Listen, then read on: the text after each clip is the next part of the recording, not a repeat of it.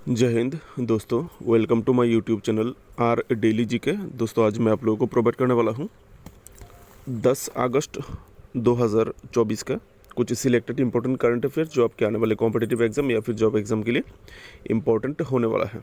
Video अच्छी लगे तो लाइक कीजिएगा और चैनल को सब्सक्राइब ज़रूर करके सपोर्ट कीजिएगा। दोस्तों पहला जो क्वेश्चन है, the National Commission for Women has inaugurated the digital Shakti centre to combat cyber crimes against women in which city. दोस्तों यहाँ पर पूछा गया है नेशनल जो महिला कमीशन है, जातीय जो हमारा, उनके द्वारा एक डिजिटल शक्ति सेंटर का इनोग्रेशन किया गया है जो महिला के अगेंस्ट जो साइबर क्राइम होते हैं उसको कैसे कम किया जाए, उसके साथ कॉम्बैट करने के लिए, ठीक है, फाइट करने के लिए वो कौन सा सिटी पर ये डिजिटल शक्ति सेंटर बनाया गया है। ठीक है, इसका आंसर होगा option A Delhi, new Delhi. Picture आप देख सकते हैं दोस्तों, ये है जो वुमेन कमीशन का जो चेयरपर्सन है मिस रेखा शर्मा जी, उन्होंने ये सेंटर का इनोग्रेशन किया है। दोस्तों second question, ISRO will launch its Earth Orbitation Satellite 08, जिसको शॉर्ट फॉर्म में EOS 08 बोलते हैं, through which rocket on 15 August 2024 it's 55th foundation day. दोस्तों यहाँ पर पूछा गया है ISRO का 55th फाउंडेशन डे के दिन, जो कि 15 अगस्त 2024 को अर्थ ऑर्बिटेशन सैटेलाइट लॉन्च करने वाला है। यहाँ पर पूछा गया है थ्रू व्हिच रॉकेट, यानी किस रॉकेट के जरिए ये जो EOS 08 सैटेलाइट लॉन्च किया जाएगा। दोस्तों इसका आंसर होगा option B, SSLV D3 satellite के जरिए।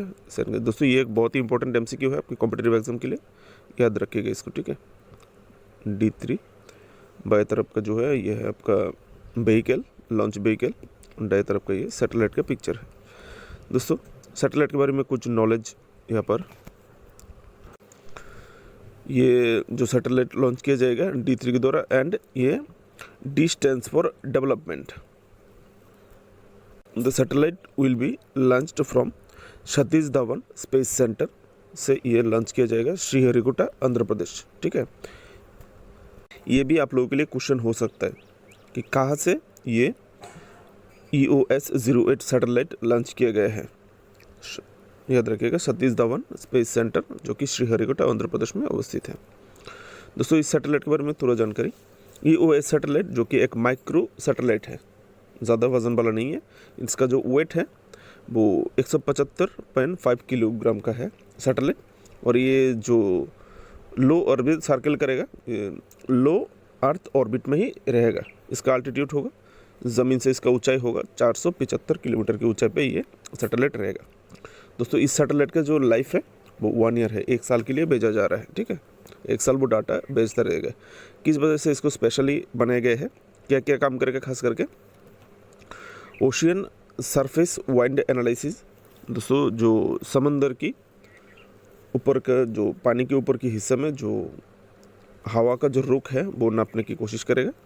सोयल मॉइस्चर असेसमेंट, जो मिट्टी का जो नमी है उसको परखने की कोशिश करेगा।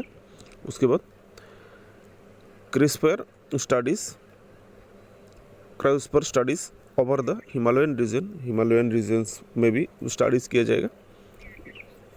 फ्लड डिटेक्शन, दोस्तों बाढ़ आएगा कि नहीं आएगा, बाढ़ कहाँ पर आएगा, किस प्रकार से आएगा, कहीं पे बाढ़ आएगा कि नहीं, उसका वो भी डिटेक्ट करेगा। Indian water body detection, India के अंदर में जितना भी वाटर बॉडीज़ है, छोटे बड़े नदी तालाब जिस प्रकार से है, वो वाटर बॉडीज़ का भी डिटेक्ट करेगा। दोस्तों तीसरा question, the Indian men's hockey team own the bronze medal in the 2024 Paris Olympic by defeating which team. दोस्तों पूछा गया इंडियन जो हमारा हॉकी टीम है, नेशनल हॉकी टीम, उन्होंने पेरिस ओलंपिक में ब्रोंज मेडल जीता है। किस टीम को हराकर इन्होंने ये ब्रोंज मेडल जीता है। दोस्तों इसका आंसर होगा स्पेन को 2-1 गोल से हराकर इंडिया ने ब्रोंज मेडल जीता है। दोस्तों इंडिया ने सेमीफाइनल में जर्मनी को हराया था 3-2 में, लेकिन फाइनल में जाके हार गया, गोल्ड ले नहीं पाया। बाद में जो ब्रोंज के लिए स्पेन के साथ इंडिया का मुकाबला हुआ था, उसमें इंडिया ने ब्रोंज मेडल जीता स्पेन को हरा के। ठीक है दोस्तों, 4 नंबर पर, in which 2 states has the central government recently established new peacock sanctuaries. दोस्तों यहाँ पर पूछा गया है रिसेंटली कौन सा 2 स्टेट पे सेंट्रल गवर्नमेंट के द्वारा, यूनियन गवर्नमेंट के द्वारा 2 पीकॉक दोस्तों जो मयूर होते हैं, मयूर सैंक्चुअरीज मतलब दोस्तों जहाँ पर कंजर्वेशन किया जाता है, इस प्रकार का पार्क टाइप। ठीक है, मयूर के लिए कहाँ पर इनोग्रेट किया गया, एस्टेब्लिश किया गया? इसका आंसर होगा दोस्तों option B, Karnataka and Kerala. ठीक है दोस्तों, पीकॉक जो कि हमारा नेशनल बर्ड है। ठीक है, नेशनल बर्ड बहुत ही खूबसूरत है दोस्तों। यह सर देख सकते हैं, union minister for environment and forest climate change Shri Bhupender Yadav ji ने ये 2 सेंचुरी का इनोग्रेशन किया है। कहाँ पर किया है? ये डिक्लेयर किया गया है। ठीक है, रिसेंटली डिक्लेयर्ड आदि चुंचनगरी इन कर्नाटका एंड चुलानुआर इन केरला। ये 2 जगह को पीकॉक सैंक्चुअरीज के रूप में डिक्लेयर किया गया है। ठीक है, यहाँ पर दोस्तों इसका जो डे बाय डे जो ये मयूर कम होता जा रहा है हमारे नेशनल बर्ड, इसको कंजर्वेशन के लिए ही ये स्टेप्स लिए गए हैं, डिक्लेयर किए गए। ठीक है, उन लोगों को कैसे संरक्षित किया जाए, कैसे बचाया जाए, और भी कैसे प्रोडक्शन किया जाए, उनका जो ब्रीड है, एस्टेब्लिशमेंट ब्रीड, उसका ब्रीडिंग का भी, ताकि ज़्यादा से ज़्यादा मयूर का प्रोडक्शन हो, इसका भी इंतज़ाम किया गया है इससे। ठीक है, नेक्स्ट क्वेश्चन दोस्तों, Reserve Bank of India has increased the UPI payment limit from 1 lakh to how much?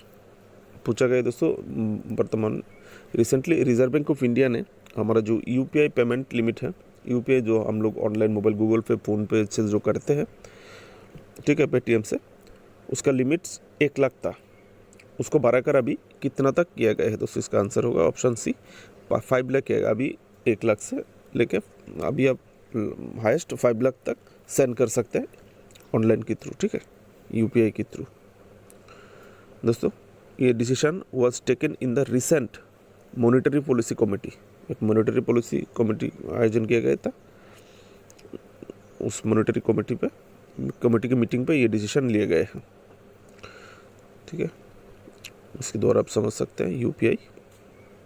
Next question, who will be the second flag Indian flag bearer along with Monu Bhaker at the closing ceremony of the Olympic game? दोस्तों यहाँ पर पूछा गया है